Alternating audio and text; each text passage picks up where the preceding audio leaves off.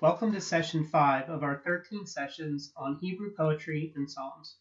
أهلا بكم في المحاضرة رقم 5 اللي هي جزء من 13 محاضرة بتتكلم عن الشعر العبري وسفر المزامير.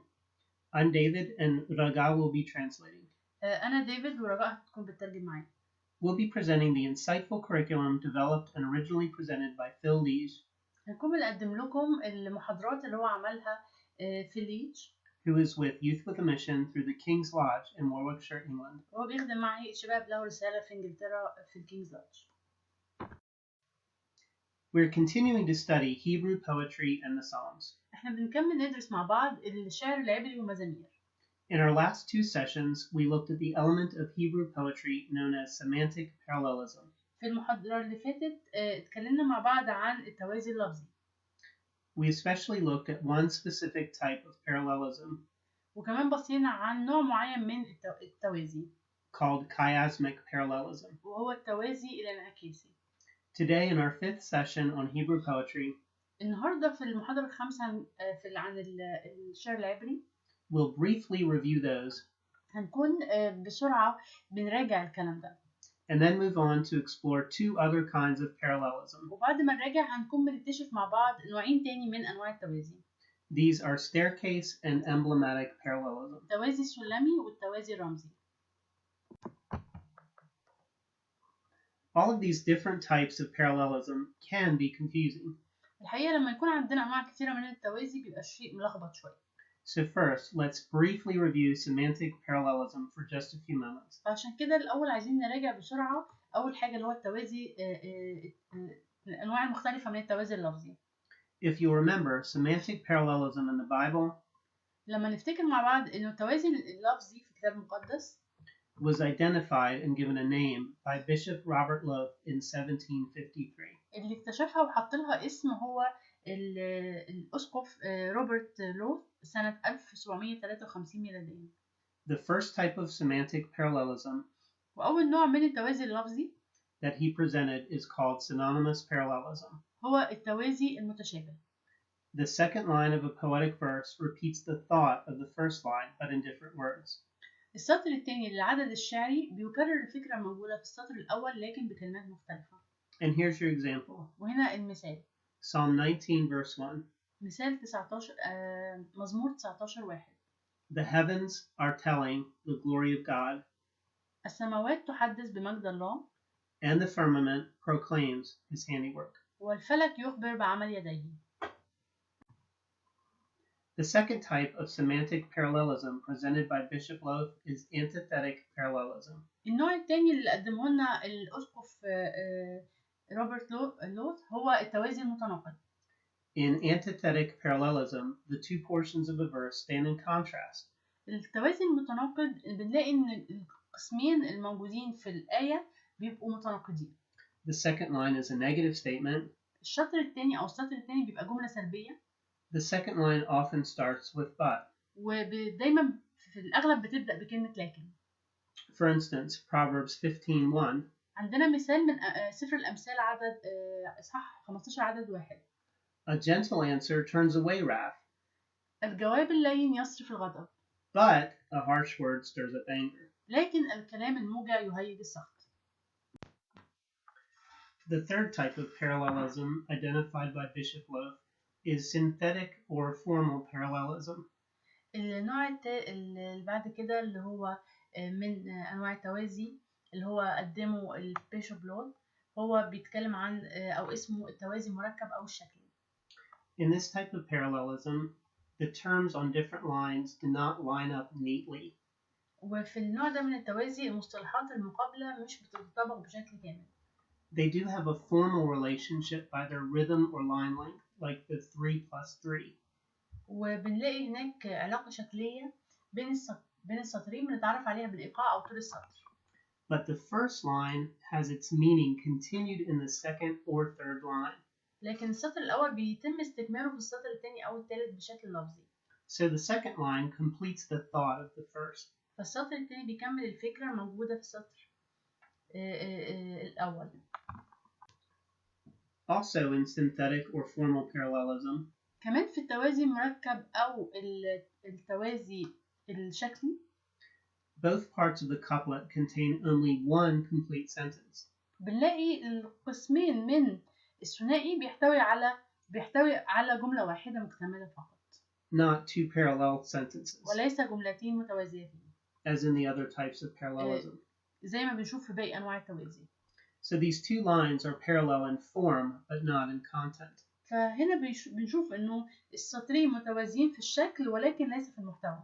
Such as a 3 plus 3 or a 3 plus 2 form. مثال اللي عندنا اللي هو الشكل بتاع 3 زائد 3 أو الشكل 3 زائد 2. Here's an example. عندنا مثال تاني. Psalm 51 verse 13. مزمور 51:13. Then I will teach transgressors your ways, فأعلم الأثم طرقك, and sinners will return to you. والخطاة إليك يرجعون. So, chiasmic parallelism is like an X structure. كمان التوازي الانعكاسي عندنا هو عبارة عن شكل تركيبي. We discussed this in our last session. واحنا اتناقشنا في الموضوع ده في المحاضرة اللي فاتت. Like an X structure, the format and the ideas in the beginning and the end are similar to one another. بنشوف انه زي حرف الاكس بنلاقي الفكرة الموجودة في الأول بتتكرر تاني في الآخر. And the ideas in the middle are similar to one another. والأفكار اللي في النص هي متشابهة مع بعض. From Psalm 22:10. فعندنا مزمور 22:10. On you was I cast. عليك ألقيت من الرحم. From my birth. من بطن أمي. And from my mother's womb. من بطن أمي. You have been my God. أنت إلهي. So on you was I cast. So on you was I cast. عليك ألقيت. Is similar to you have been my God. متشابهة مع أنت إلهي. And from my birth. وكلمة من الرحم. Is similar from my mother's womb. متشابهة مع من بطن أمي. And here are two couplets together in a typical chiastic structure. وهنا عندنا زي ثنائيتين بيورونا التوازي الانعكاسي. With an A-B-B-A form. وليهم شكل ألف ب ب ألف. So the first line is similar to the last line. فبنشوف إنه السطر الأولاني يشبه السطر الأخير. And the two middle lines are similar to each other. والسطرين اللي في النص متشابهين مع بعض. So now that we reviewed our last couple sessions on the three types of semantic parallelism. بعد ما عملنا مراجعة للمحاضرات اللي فاتت وخاصة الثلاث أنواع من أنواع التوازي. As well as reviewing chiasmic parallelism. وكمان راجعنا مع بعض التوازي الانعكاسي. Let's look at two additional types of parallelism. خلونا نبص على نوعين إضافيين للتوازي. These make reading Hebrew poetry so much richer and more rewarding. وده بيخلي إنه الشعر العبري مليان يعني زي مليان بالغنى ويخلونا نفهم أكتر الشعر العبري. The two we'll be discussing in this session. والنوعين دول احنا هنناقشهم في المحاضرة دي. Are staircase or climactic parallelism. هو التوازي السلمي والتوازي الرمزي. And emblematic parallelism. التوازي الرمزي. In staircase or climactic parallelism, part of the first line is repeated in the second line. في التوازي السلمي أو التوازي اللي بيصل نقطة الذروة هو بنلاقي إن الجزء من الشطر الأول مكرر في الشطر الثاني. But then it's taken further than in synthetic parallelism. لكن الحقيقة بياخد الفكرة وبيدخل فيها لبعد أكتر في التوازي المركب. So the second and possibly even the third lines express a greater degree of something expressed in the first line. فبنلاقي السطر الثاني والسطر الثالث بيعبر عن حاجة أعمق وأكتر من السطر الأولاني. Also, here's an example. وهنا عندنا مثال. In Psalm 29 verses 1 and 2. مزمور 29 عدد 1 و 2. We see, ascribe to the Lord, O heavenly beings. قدموا لرب يا أبناء الله. Ascribe to the Lord glory and strength. قدموا لرب مجدا وعزا. In Psalm 93 verse 3. مزمور 93 عدد 3. We see, the floods have lifted up, O Lord. رفعت الأنهار يا رب. The floods have lifted up their voice. رفعت الأنهار صوتها. So what have the floods lifted up? فإيه هو اللي رفعته الأنهار؟ They have lifted up their voice. فرفعوا أصواتهم. Another example is Exodus 15 verse 6. مثال تاني في خروج 15 عدد 6. Thy right hand, O Lord, glorious in power. يمينك يا رب معتزة بالقدرة. Thy right hand, O Lord, يمينك يا رب does what? تعمل إيه؟ Shatters the enemy. تحطم العدو. It answers the unspoken question. وده بيجاوب على السؤال اللي محدش سأله. Besides being glorious in power, إلى جانب إنه يمين الرب معتزة بالقدرة. what more does your right hand do, O Lord? يمينك يا رب بتعمل إيه تاني؟ In emblematic parallelism, في التوازي الرمزي we have a direct idea that's compared to something else. بنشوف إن في فكرة مباشرة بيتم مقارنتها مع فكرة أخرى. There's a metaphor or a simile in place, وبيبقى فيه استعارة أو تشبيه. comparing the direct idea to an image. وبيخلي الفكرة المباشرة بنقارنها بصورة. Or we can have an image compared to a direct idea. أو بنشوف الصورة نفسها بنقارنها بالفكرة المباشرة. An idea is presented and then illustrated with an image. بنجد إن هناك فكرة مباشرة بيتم شرحها باستخدام صورة. By comparing it directly to something else. أو مقارنتها مباشرة بحاجة تانية. Or saying it is like something else. أو إن إحنا نقول هي شبه حاجة تانية. Or after an image or a simile or a metaphor is shown. أو بعد ما يبقى عندنا صورة أو استعارة أو تشبيه. The idea is stated directly. بنلاقي إن فوق الفكرة المباشرة بتتحط. In the above example, a simile is used. As the deer is like, so my soul. في المثال اللي عندنا هنا عن توازي رمزي بنشوف إنه في تشبيه، إنه بيقول كما يشتاق الإيل إلى جداول المياه. Psalm 42 verse 1. هكذا تشتاق نفسي إليك يا الله. مزمور 42:1. As the deer pants for the water brooks. كما يشتاق الإيل إلى جداول المياه. So my soul pants for you, O God. هكذا تشتاق نفسي إليك يا الله. There are so many more examples of this type of parallelism. والحقيقة في أمثلة كثيرة جدا على النوع ده من أنواع التوازي. All throughout the Bible. وبنلاقيها في الكتاب المقدس بشكل مختلف. Especially in Psalms. وخاصة في سفر المزامير. And we'll look at these images themselves more specifically. وهنشوف الصور دي مع بعض بشكل محدد. A couple sessions from now in session 7. في المحاضرة رقم 7. So you can see that image of a deer. فهنا بنشوف صورة الغزالة أو الإيل. So thirsty for water. عطشانة جدا للمية. Like our souls being thirsty for God. زي ما نفوسنا بتعطش إلى الله. As we conclude our exploration of parallelism in Hebrew poetry, وإحنا بنختم استكشافاتنا في الشعر العبري. It's important to see that we have grown a lot in our understanding of how ancient poems used parallelism. وخاصة في حتة التوازي احنا محتاجين نفهم انه عبر التاريخ ما كانش مفهوم كل فكرة التوازي، لكن اتبنت حتة حتة عبر التاريخ. At first, readers would notice the second and sometimes the third parallel lines.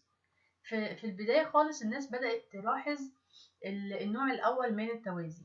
Were different from the first line. اللي هو اللي فيه السطر الأول مختلف عن السطر الثاني. But not much more. لكن ما قدروش يكتشفوا أكتر من كده. So A is different than B. فبنلاقي ألف مختلف عن ب. Then for quite some time we understood the second and sometimes third lines of parallelism. وبعد كده بدأ الفكر يتطور، بدأ يبقى فيه فهم أكتر للسطر الثاني والثالث للتوازي. We're intentionally restating the first line to make it easy to remember. واللي هو في ساعات السطر الأول بيتساوى وبيتشابه مع السطر الثاني، بس بيبقى الهدف إنه يخليه تأكيد أو يكون بسهل الحفظ. Repeating the same basic message. وكمان اللي هو بيكرر نفس الفكرة الموجودة في السطر الأول. Fairly recently, as we discovered more examples of Hebrew poetry. لكن في العصر الحديث لما بدأوا يكتشفوا حاجات أكتر في الشعر العبري. With the Ras Shamra tablets in 1929.